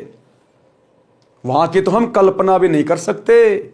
जब शरीर छोड़ने के बाद सतगुरु के साथ विमान में बैठकर सतलोक जाएंगे। जो सतगुरु यहां इतना सुखी कर सकता है, तो सोचिए उसके सतलोक में कितना सुख होगा। भगत राम भगत जी ने गुरुदेव भगवान का सुमरण किया और भोजन खाया। गुरुदेव भगवान का धन्यवाद किया कि ये परमात्मा, आपने तो मेरे परिवार को उजड़ने से बचा लिया, आपने तो स्वर्ग बना दिया मेरा परिवार। अपने गुरुदेव का धन्यवाद किया। प्रतिदिन पुत्र वधू स्वयं नरम गरम रोटियां गरम गरम लाकर अपने हाथों खिलाए, प्रतिदिन वस्त्र साफ करे और कहे, पिताजी भजन कर लो। एक दिन राम भगत जी की बुआ का लड़का भगत राम निवास आया। अब एक दिन फिर राम निवास मिलने के लिए आया राम भगत जी से कि चलो भगत जी के पास चलते हैं, क्या हालचाल है। एक दिन राम भगत की बुआ का लड़का भगत राम निवास आया, वही राम निवास जो राम भगत को अपने साथ सत्संग में ले गया था और 2-3 महीने अपने साथ में रखा था। राम भगत जी ने उसको सीने से लगा लिया और बोला, रे भाई, हमारा घर तो तेरी कृपा से स्वर्ग बन गया। लेकिन भगत ने कभी भी अपने ऊपर नहीं लेनी चाहिए। कोई हमारी कितनी बड़ाई करे, कितनी प्रशंसा करे, हमने वो बढ़ाई, वो प्रशंसा अपने गुरुजी के ऊपर डाल देनी है। अगर हमने अपने ऊपर ले ली तो हम दोषी बन जाएंगे। परमात्मा कहते मैं करे सो मारिए, तू करे सो छूट बे। इस मार में होशियार बंदा गधा बना के ऊंट बे। यदि आपने अपने ऊपर कोई चीज ले ली कि ये मैंने कर दिया, मेरे कारण तू गुरुजी से जुड़ा, मेरे कारण आज तेरा उजड़ा घर बस गया, तो परमात्मा कहते हैं धर्मराज के दरबार में उसकी पिटाई होगी। मैं करे सो मार पड़ेगी और तू करे सो छूट बे कि हे गुरुजी आपने कर दिया, हे मालिक इस दास को तो आपने निमित्त बना के भेजा। दास की क्या औकात है परमात्मा जो मैं किसी को आपसे जोड़ दूं। तो जो हर चीज अपने गुरुजी पे डालेगा कि परमात्मा आप ही सब कुछ करने वाले हो, जीव की कोई औकात नहीं है, कहते हैं वो धर्मराज के दरबार में पिटाई से छूट जाएगा। मैं करे सो मारिए, तू करे सो छूट बे। इस मार में होशियार बंदा गधा बने के ऊंट बे। और यदि अपने ऊपर लेगा कि मेरे कारण ऐसा हो गया, मैंने ये कर दिया, कहते हैं अगले जन्म में गधा बनेगा, ऊंट बनेगा, उसकी पिटाई होगी। राम भगत जी ने उसको सीने से लगा लिया और बोला रे भाई हमारा घर तो तेरी कृपा से स्वर्ग बन गया। भगत रामनिवास बोला कि मामा के बेटे रामनिवास से कुछ ना हुआ, गुरुदेव जी की शब्द शक्ति का करिश्मा है। किसकी शक्ति का करिश्मा है? गुरुदेव भगवान के वचनों का, उनकी शब्द शक्ति का। आप और मैं तो पहले इकट्ठे ने बत्ती डंडा खेला करते, मेरे करने से होता तो पहले ही हो जाता। गुरुजी कह रहे थे कि राम भगत पिछले जन्मों में भगत था, इससे घर के मोह के कारण मर्यादा में चूक बनी थी, उसके कारण इतना कष्ट उठाया है। अब ये मां दुखी हो चुका था तब तेरे साथ आया है, नहीं तो आप कितनी बार राम भगत से पहले कह चुके थे कि सत्संग में चल, परंतु मोह माया में अंधा हो चुका था। ये कष्ट और पुत्र वधू का व्यवहार इसके लिए वरदान बन गया। ये कष्ट और बेटा बेटी का वो बुरा व्यवहार इसके लिए वरदान बन गया कि अंदर ही अंदर दुखी होकर, बाहर तो केवल दिखावा कर रहा था कि मुझे कोई दिक्कत नहीं है, मेरा बेटा बेटी बहुत अच्छे हैं, लेकिन अंदर तो जो कष्ट था, जो पीड़ा थी वो होनी थी। तो अंदर ही अंदर दुखी था उनके व्यवहार से। और उसी दुख के कारण कि मैंने बचपन से बच्चे को पाला पोषा, आज मैंने बुढ़ापे में इससे उम्मीद लगाई और दोनों मेरे साथ में अच्छा व्यवहार नहीं कर रहे हैं, इस दुख के कारण भगत रामनिवास के साथ में वो सत्संग में गया था, अन्यथा सत्संग में नहीं जाता। कबीर जी ने कहा है कि कबीर सुख के माथे पत्थर पड़ो जो नाम हृदय से जाए, बलिहारी दुख के कारण जो पल पल नाम रटाए। गुरुदेव भगवान कहते हैं कि अपने गुरु से, अपने परमात्मा से ज्यादा सुखों की डिमांड मत करना, ज्यादा भौतिक इच्छाओं की डिमांड मत करना। ये सुख तुम्हें भक्ति और भगवान से दूर कर देगा। ये पहला नियम बताया परमात्मा ने। सुखी होते ही सबसे पहले जीव भगवान को बोलता है, भक्ति मर्यादाओं में गफलत करने लगता है। तो परमात्मा कहते हैं बाढ़ में जाओ, ऐसा सुख पत्थर पड़ो उसके ऊपर, कि सुख के माथे पत्थर पड़ो जो नाम हृदय से जाए, और बलिहारी उस दुख के कारण जो पल पल नाम रटाए। कि ऐसा दुख मेरे लिए वरदान जो मुझे भगवान से जोड़ दे, मैं कुर्बान जाऊं ऐसे दुख के ऊपर। और परमात्मा हल्का हल्का कष्ट, हल्का हल्का दुख भक्ति करवाने के लिए आप हमें देते रहिएगा। तो भगत ने कभी भी अपने गुरुदेव भगवान से सांसारिक सुखों की डिमांड नहीं करनी चाहिए, क्योंकि हम जो भक्ति कर रहे हैं ये देवी देवताओं की नहीं है, किसी आधे अधूरे बहरे देवी देवताओं की नहीं है, भगवानों की नहीं है। ये डमी गॉड की भक्ति नहीं है, रियल गॉड की भक्ति है। और रियल गॉड अंतर्यामी है, हमें कब किस चीज की आवश्यकता है उसको सब पता है। अगर हम उसकी मर्यादा में रह के भक्ति करेंगे, वो समय पर हमारी हर इच्छित आवश्यकताओं को पूरा करता रहेगा, मांगने की जरूरत नहीं है। तो गुरुदेव कहते हैं कबीर सुख के माथे पत्थर पड़ो जो नाम हृदय से जाए, और बलिहारी व दुख के जो पल पल नाम रटाए। भावार्थ, हे परमात्मा इतना सुख भी ना देना जिससे तेरी भूल पड़े। जिस दुख से परमात्मा की पल पल याद बनी रहे, वैसे दुख सदा देते रहना। मैं बलिहारी जाऊं उस दुख को जिसके कारण परमात्मा की शरण मिली। भगत राम भगत जी ने भगत रामनिवास जी से कहा कि अब के सत्संग में बेटे प्रेम सिंह को ले जाना, इसका भी उद्धार हो जाएगा। अगले सत्संग में जो 1 महीने पश्चात होना था, भगत रामनिवास जी आए और प्रेम सिंह को अपने घर ले जाने के बहाने ले गए। घर से सत्संग में ले गए। 3 दिन तक आश्रम में रहे, सत्संग सुना, अन्य पुराने भक्तों से उनकी आप बीती सुनी तो सत्संग के रंग में रंग गया। भगत राम भगत जी का परिवार एकदम बदल गया, भक्ति सेवा करके कल्याण को प्राप्त हुआ। तो भाइयों और बहनों, घर किस किनारे पे था? उजड़ने के किनारे पे। राम भगत का आगे का जीवन यदि परमात्मा उस पर दया ना करते, रामनिवास को निमित्त बनाकर अगर सत्संग में ना लाते, तो भगत राम भगत का बुढ़ापा, उसका आगे का जीवन नरक से कम नहीं था, नरक से कम। और ना उसके बेटा बेटी का व्यवहार चेंज होता, उनको शरण नहीं मिलती गुरु जी की, जिस कारण से उनके बेटा बेटी भी बिगड़ जाते, उनमें भी वही कुसंस्कार पैदा होते चले जाते और नस्लें बिगड़ जाती, पीढ़ियां बिगड़ जाती। लेकिन एक व्यक्ति ने समझदारी दिखाई, राम भगत ने सतगुरु की शरण ग्रहण कर ली, सतगुरु के सत्संग वचन सुने, भक्ति शुरू कर दी।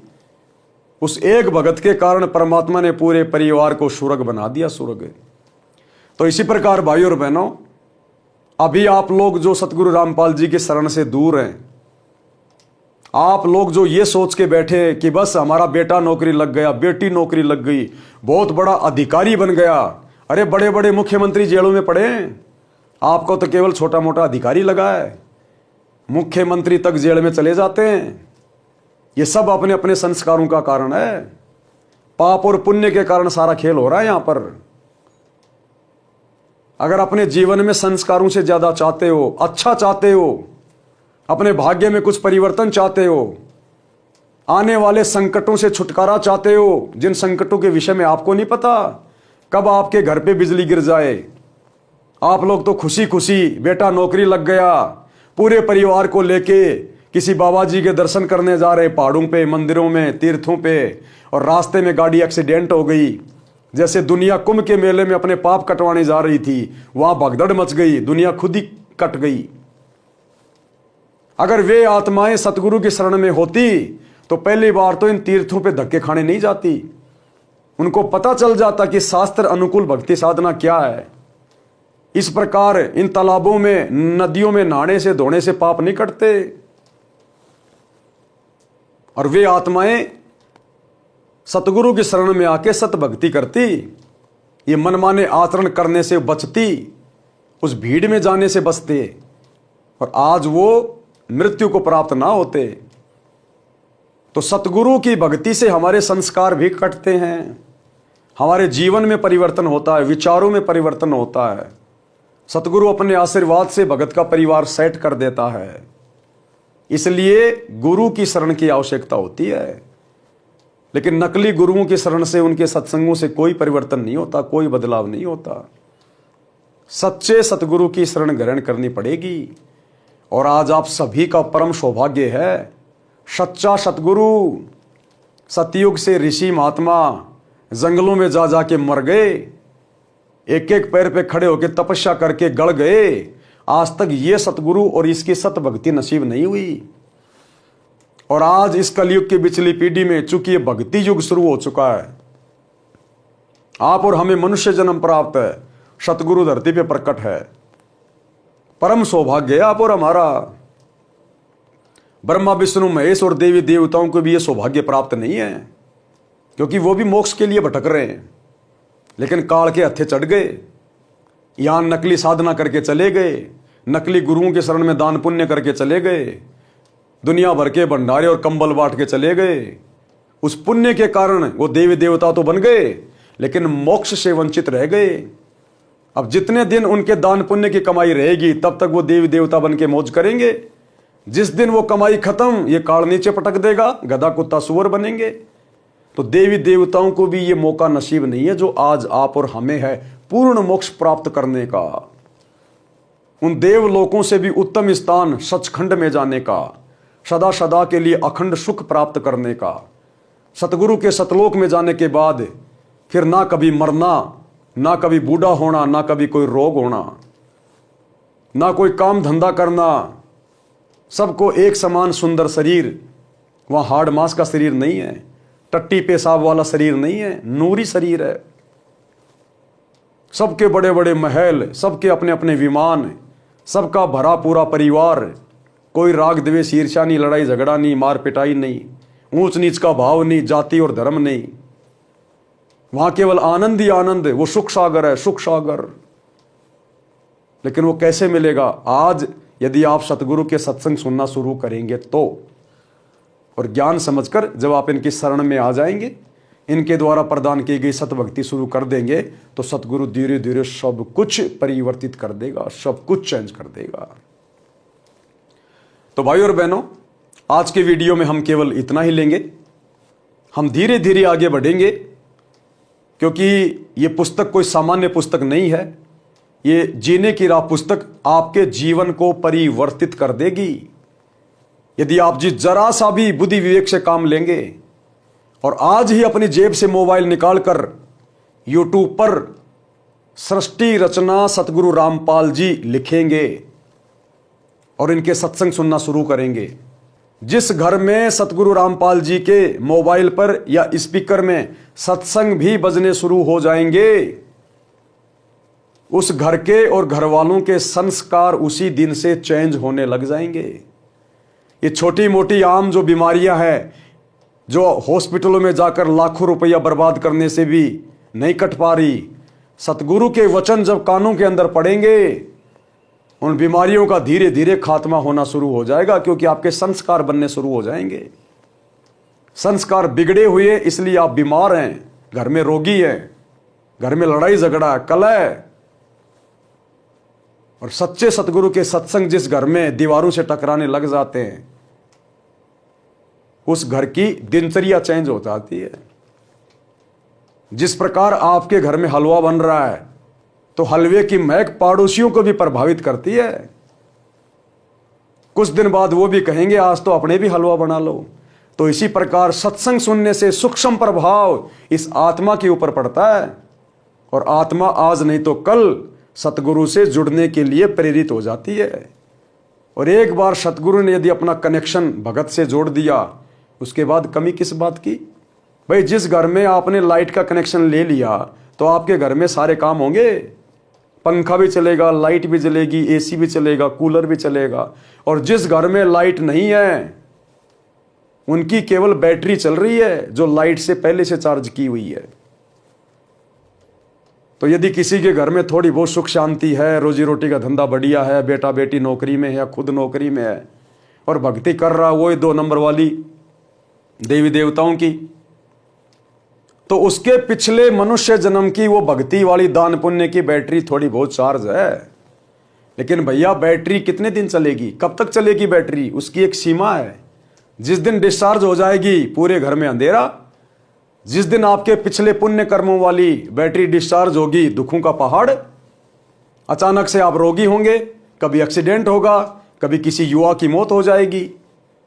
फिर आपकी भक्ति कहाँ गई? वो जो आप मंदिरों में, मस्जिदों में, चर्चों में, गुरुद्वारों में, कुंभ में, महाकुंभ में, हरिद्वार में, गया पे, तीर्थों पे कावड़ ला रहे थे, बद्रीनाथ, केदारनाथ, जगन्नाथ, दुनिया भर के व्रत करना, वो सारी भक्ति करते करते भी तुम्हारे ऊपर कष्ट। लेकिन फिर भी आप लोगों की बुद्धि नहीं खुलती, कभी काल खुलने नहीं देता। ये बुद्धि खुलेगी सतगुरु के सत्संग सुनने से, और जिस दिन शरण में आ जाओगे उस दिन तो कहना ही क्या। तो गुरुदेव भगवान के आशीर्वाद से आज के वीडियो में हम केवल इतना ही लेंगे। कल रात्रि 8 बजे सभी भाई बहन फिर से लाइव जुड़िए। तब तक गुरुदेव भगवान हम सबको आज्ञा दें, इजाजत दें, सद्बुद्धि दें, आशीर्वाद दें। बंदी छोड़ सतगुरु रामपाल जी भगवान की जय हो। भाई जो गुरु बचन पे डट गए, कट गए फंद 84 के, कट गए फंद 84 के, कट गए फंद 84 के।